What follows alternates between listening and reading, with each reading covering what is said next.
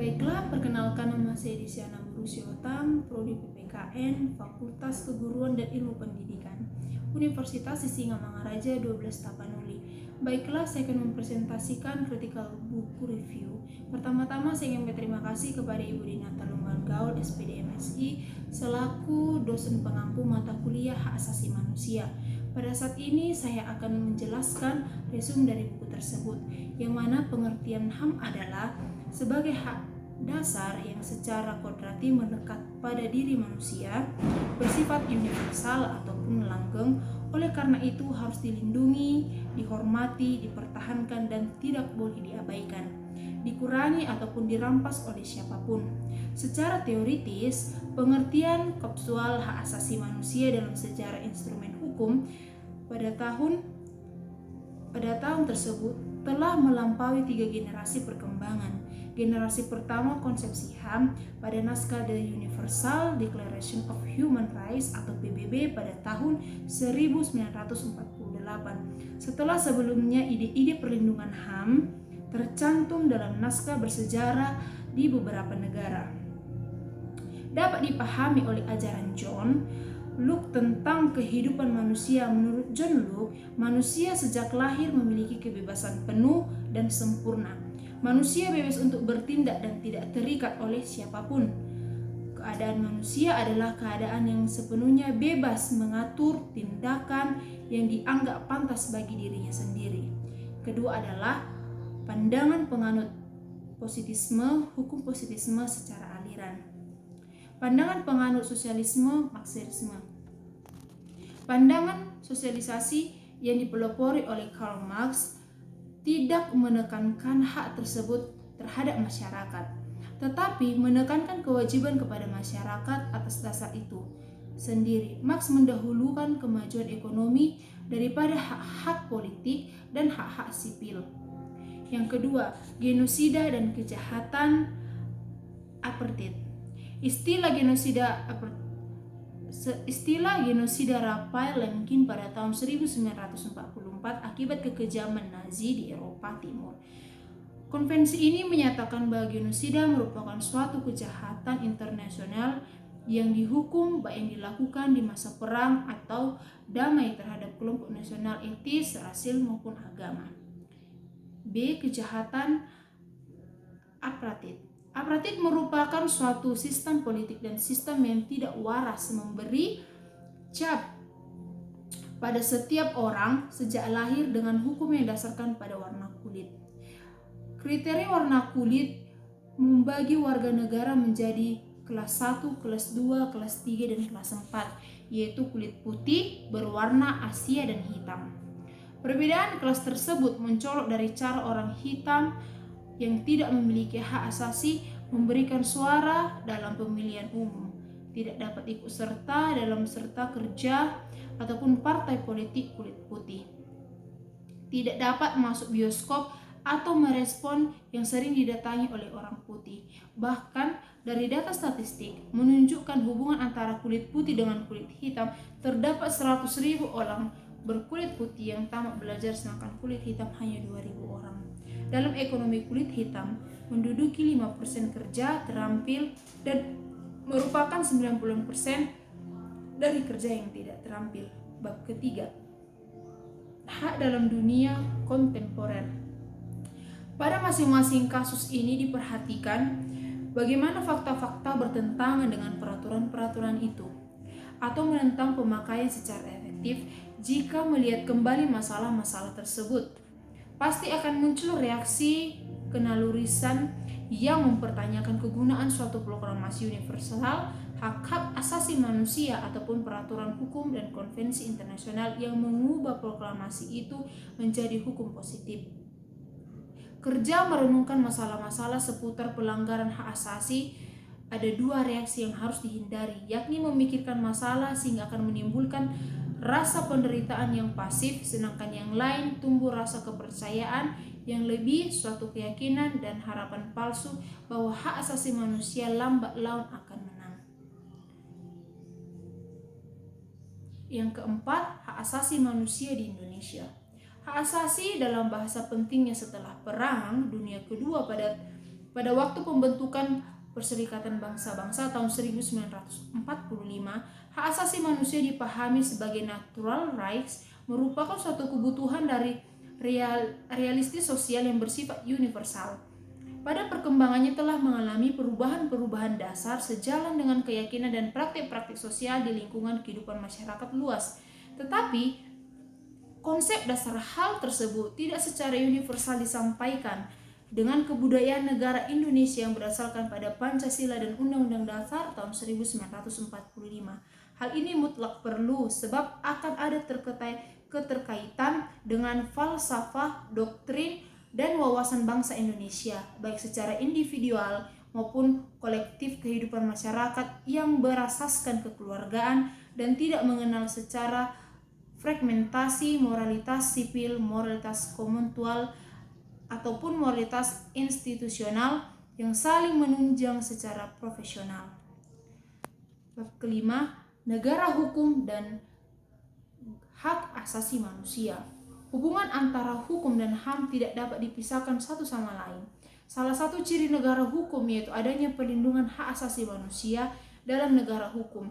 Hak asasi tersebut melindungi jika ada suatu negara hak asasinya tidak dilindungi, negara tersebut akan tetapi negara diktator akan memerintahkan yang sangat otoriter.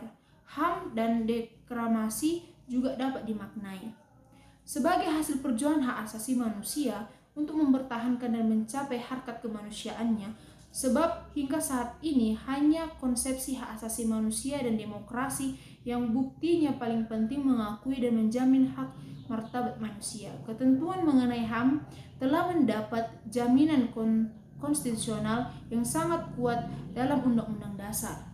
Sebagai besar materi Undang-Undang Dasar ini berasal dari rumusan undang-undang yang telah disahkan sebelumnya, yaitu Undang-Undang Nomor 39 Tahun 1999 tentang Hak Asasi Manusia. Yang kelima, Bab 5, Hak Asasi Manusia dalam Konstitusi Indonesia. Hak asasi manusia sangat terkait dengan Indonesia. Misalnya, merupakan hak yang melekat pada suatu status seseorang dalam kapasitasnya sebagai seorang anak. Kemanusiaan manusia diakui sebagai konsensus universal yang justru tetap melekat sebagai pemilik hak asasi mutlak dasar kemanusiaan, terlepas dari perbedaan jenis kelamin, warna kulit, status ekonomi, kewarganegaraan, agama, dan lain-lain. HAM merupakan puncak konseptualitas pemikiran manusia tentang hakikat dirinya sendiri. Dari berbagai perkembangan historis di atas, terdapat perbedaan filosofi yang tajam baik dari segi nilai maupun orientasi. Di Inggris menekankan pada perbatasan raja, di Amerika Serikat mengutamakan prioritas kebebasan individu. Di Prancis, egalitarisme merupakan kedudukan di hadapan hukum. Di Rusia tidak diperkenankan hak individu, tetapi hanya mengakui hak sosial dan kolektif. Bab yang ketujuh, demokrasi dan hak asasi manusia.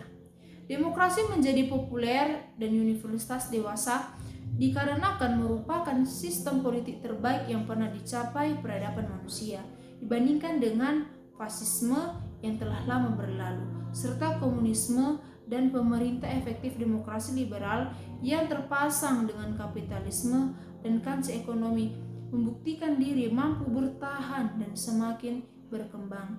Menurut pendekatan alternatif, pendekatan ortodoks mencoba mengukuhkan ortodoksi demokrasi dengan argumentasi baru yang tidak banyak menawarkan penjelasan yang membantu.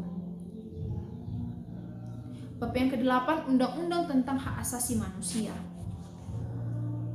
Undang-Undang Nomor 39 Tahun 1999 tentang Hak Asasi Manusia disahkan oleh Presiden B.J. Habibie pada tanggal 23 September tahun 1999. Ini terdiri dari 11 bab, 106 pasal dengan sistematika sebagai berikut.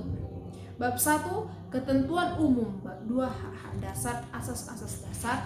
Yang ketiga, HAM dan kebebasan dasar manusia. Bab 4, kewajiban dasar manusia. Bab 5, kewajiban dan tanggung jawab pemerintah. Bab 6 pembatasan dan larangan. Bab 7 Komnas HAM. Bab 8 partisipasi masyarakat. 9 pengadilan HAM, dan bab 10 ketentuan. Bab 11 ketentuan penutup. Pasal-pasal 1, pasal 1 sampai 8, pasal 9 sampai 66 terdiri dari 10 bagian. Pasal 67 sampai 70, pasal 71, 72, 73, 74 hingga pasal 106. Undang-Undang Nomor 39 Tahun 1999 mengulas tentang pengakuan HAM, kewajiban dasar manusia, tujuan dan fungsi dibentuknya Komnas HAM. Undang-undang ini merupakan penjabaran dari pasal 28A sampai Z Undang-Undang 1945, khususnya di bagian bab 3 yang terdiri dari 10 bagian. Penekanan tersebut adanya hak seperti yang tertuang dalam Declaration of Human Rights ataupun PBB pada tahun 1948. Hak yang diatur antara lain adalah hak hidup, hak berkeluarga, hak melanjutkan keturunan, hak mengembangkan diri, hak memperoleh keadilan, hak atas kebebasan pribadi, hak atas rasa aman, hak atas kesejahteraan, hak atas turut serta dalam pemerintahan, hak wanita, dan hak anak, untuk menegakkan keberlangsungan, kepenuhan hak, dan pelaksanaannya. Warga negara wajib, maka pemerintah memiliki kewajiban dan tanggung jawab untuk melaksanakan, yaitu mengimplementasikan undang-undang ini dalam bentuk real, tidak sebatas peraturan saja, sehingga membentuk langkah efektif dalam berbagai bidang, yaitu di bagian politik, hukum, sosial, budaya, pertahanan, keamanan, serta bidang-bidang lainnya. Bab yang ke-9, Konvensi PBB tentang Hak Asasi Manusia. Yang pertama, Konvensi tentang pencegahan dan pengukuran kejahatan genosida. Yang kedua, tentang tidak dapat ditetapkannya pembatasan status pada kejahatan perang dan kejahatan manusia. Konvensi tentang penduduk asli dan penduduk suku di negara-negara merdeka. Konvensi tentang menghapus semua bentuk diskriminasi wanita. Yang kelima, melawan bentuk diskriminasi dalam pendidikan. Yang keenam, protokol yang membentuk komisi konsialisasi dan jasa baik yang bertanggung jawab atas pencarian penyelesaian apapun yang mungkin timbul di antara negara, serta konvensi melawan diskriminasi dan pendidikan. Kritik, kelebihan dan kekurangan buku. Menurut saya buku ini terdapat pasal-pasal yang menyatakan kelebihannya. Menurut saya buku ini terdapat pasal-pasal dan penyertaan para ahli serta terjemahannya. Kelemahan buku ini ada beberapa kekurangan yang menyampaikan materi atau topik pembahasan dan tidak terdapat rangkuman pada akhir bab. Analisis buku, berdasarkan ringkasan buku yang saya analisis, saya sebagai mahasiswa mendapat ilmu tentang hukum dan HAM. Semoga dengan mata kuliah ini pendidikan di masyarakat Indonesia semakin dilindungi dan juga diterapkan dalam masyarakat.